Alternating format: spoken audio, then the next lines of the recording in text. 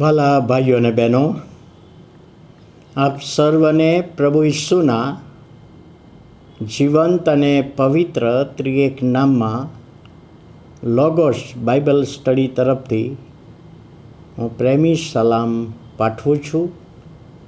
અને આજનો દિવસ 27મી મે 2024 અને સોમવારનો આ નવો દિવસ આપણા જીવનોમાં પ્રભુએ બતાવ્યો, માટે પ્રભુનો ખૂબ આભાર માનીએ છીએ. ગીતશાસ્ત્ર તેનો 43મો અધ્યાય અને પહેલી કલમ. 43મો અધ્યાય અને પહેલી કલમ. હે દેવ, મારો ન્યાય કર તથા અધર્મી પ્રજાની સાથે મારા પક્ષમાં વાદ કર. કપટી તથા અન્યાયી માણસથી મને છોડાવ. અને અહીંયા આગળ જે પ્રોમિસ આપણને જોવા મળે છે કે ઈશ્વર એના લોકને અન્યાયી માણસથી, કપટી માણસ એટલે શૈતાનની બાબતોથી છોડાવે છે. હવે વચનમાં આપણે જો જોઈએ છે તો બાઇબલ અભ્યાસમાં આજના પ્રોમિસમાં બે બાબતો આપણે જોઈ શકીએ છીએ. બે બાબતો છે: બંદીવાસમાંની પ્રાર્થના અથવા એમાંથી છોડાવવાની પ્રાર્થનાના શબ્દો છે. ઈશ્વરની ભક્તિ કરવા માટે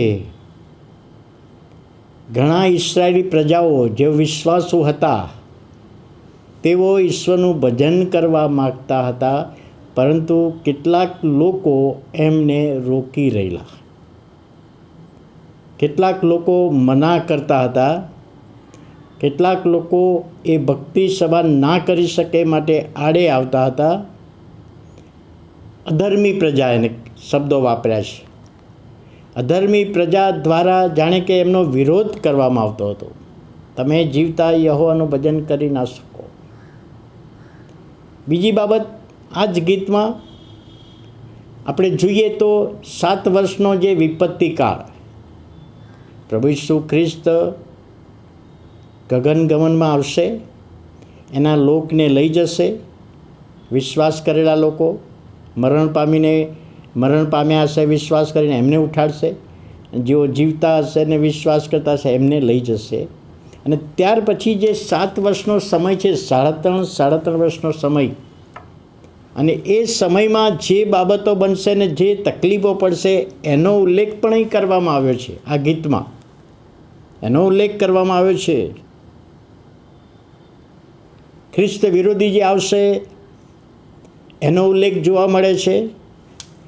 અને ગીત કરતાં આ બે બાબતો બનાવમાં જણાવે છે તે પ્રમાણે કે અવિશ્વાસી ભાઈઓ વિશ્વાસ કરી શકે.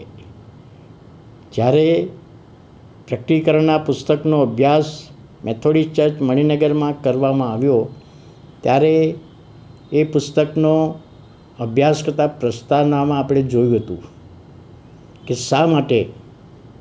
તો એના બે કારણો હતા કે જેઓ વિશ્વાસ કર્યો છે એમને ઉત્તેજન મળે કે એક દિવસે અમારો પ્રભુ અમને લેવા આવવાનો છે, તો પ્રભુમાં જીવન જીવવાનું ઉત્તેજન મળે. અને બીજી બાબત, અવિશ્વાસીઓ જેઓ વિશ્વાસ નથી કર્યો એ આ બાબતો શીખીને વિશ્વાસ કરી શકે.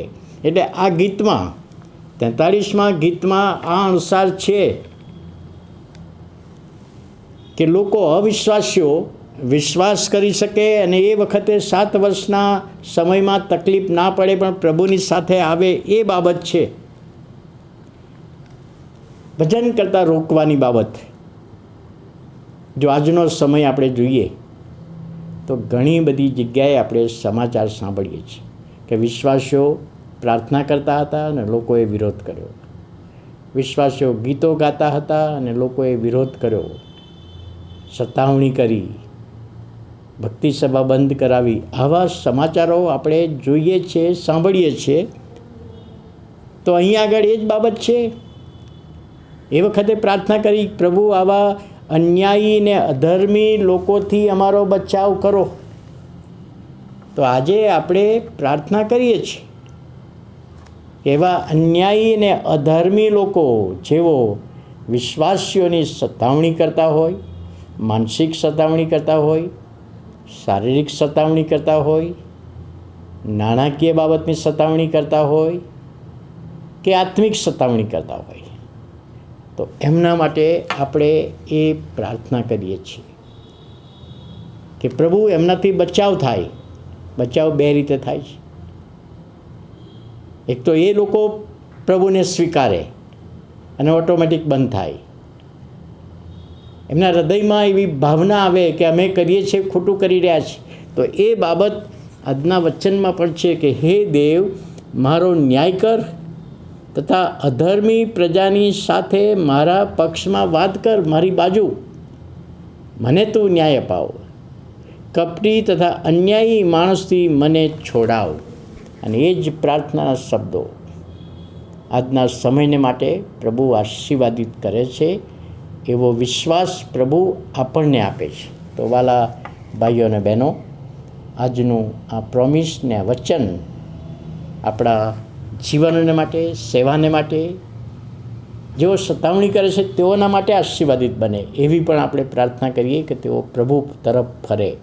પ્રાર્થના કરીએ. વાલા પ્રભુ, આભાર માનીએ છીએ, સ્તુતિ કરીએ છીએ, તમારા નામને ધન્યવાદ આપીએ છીએ. આજનું વચન ને પ્રોમિસ સમજવામાં આત્માની દોરવણી આપી, સહાય પૂરી પાડી.